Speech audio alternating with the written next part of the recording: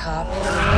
You're not anybody. How hard is it to come up with a new theme for Need for Speed every year? Well, that's certainly a big part of the challenge kicking off the year in the pre-production development stage is establishing what we've done in the previous years, what is the best of breed attributes to the game this year, and then taking that to the next level. Story is a big part of that in Need for Speed, as you know. What is the arc that we want to tell to the player as we build the game around it? The race is the heart of the game. We understand that the race modes will be a big element, but what is the story? What incenses the player to get through all the races? And so that creative expression is a big part of Need for Speed every year.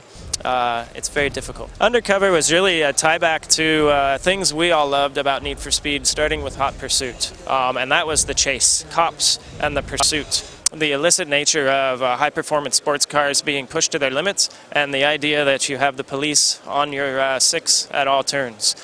For us, since Hot Pursuit, that's been a very fun aspect of the game, and again, what you get out of the guys at Black Box on my team is the biggest fans of Need for Speed, and with that, we think that the chase is one of the most exciting elements. When we set out to create the design this year of Undercover, it's really chase or be chased, and the action-driving experience that Need for Speed has really defined as a genre. You're a cop and you're a wheelman who's been recorded, actually targeted and identified as an undercover operative to be hired as a undercover cop to infiltrate a crime syndicate in a fictional world that we call Tri-City Bay.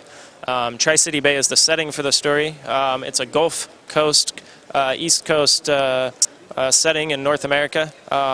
It's a very diverse region. It's the largest and most complex Need for Speed world to date. So that's the backdrop. The element of undercover, the element of being part of the law but having to do things that break the law on a daily basis also raises the intensity when the cops are always chasing you.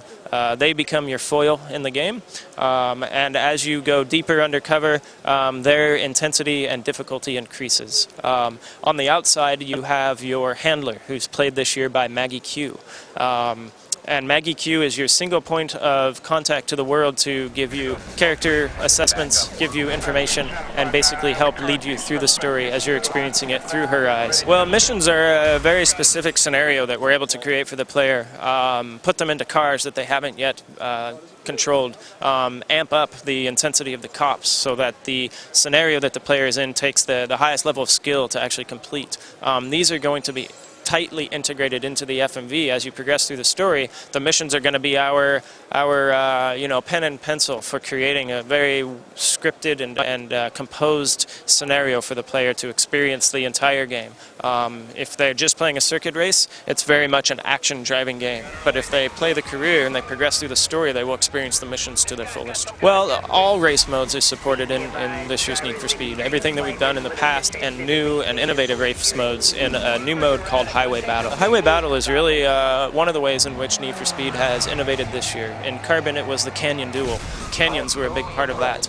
This year, highways are a big part of linking the world together, actually making it one contiguous space. And because we have a rich and complex highway system with improved traffic AI, opponent AI, we have a playground really for creating a very visceral and energetic race experience. Very top speed, seat of your pants, kind of front of the roller coaster type experience. We're able to layer on random traffic patterns, which create holes and gaps that you can navigate through, or you can use offensive tactics by pitting traffic and blocking your opponent AI. And now imagine layering in top of that police pursuits, buses, drafting elements, heroic physics, and using all of that as a way to amp up the complexity and the difficulty in the race mode on the highways in things like Bugattis and Lamborghinis traveling well over 200 miles an hour. The energy that will come out of these battles are really the utmost of anything that Need for Speed has done before it. So again, a complement and a component of the innovation and progression of the gameplay that Need for Speed offers every year. It's really what we're calling a best of breed. It's a best of DNA taken from each of the past Need for Speeds in every way and really brought to a complete package that we ourselves really love to put together. Are there any specific components that you brought from Pro Street? Absolutely. I mean, Pro Street was groundbreaking, innovated on physics, innovated on damage, innovated on visual effects, the graphics engine updates for Pro Street, the camera systems that were used to really sell the energy and the effect. All of these things are that best-of-breed Pro Street evolution, and Pro Street was the platform on which this game is built. The action driving experience is something we've dubbed the heroic driving engine. And the heroic driving experience is a very accessible control method for doing 360s at speed, reverse J-turns, reverse 180s, trail braking, drifting, and a myriad of other performance kind of driving physically modeled simulation moves.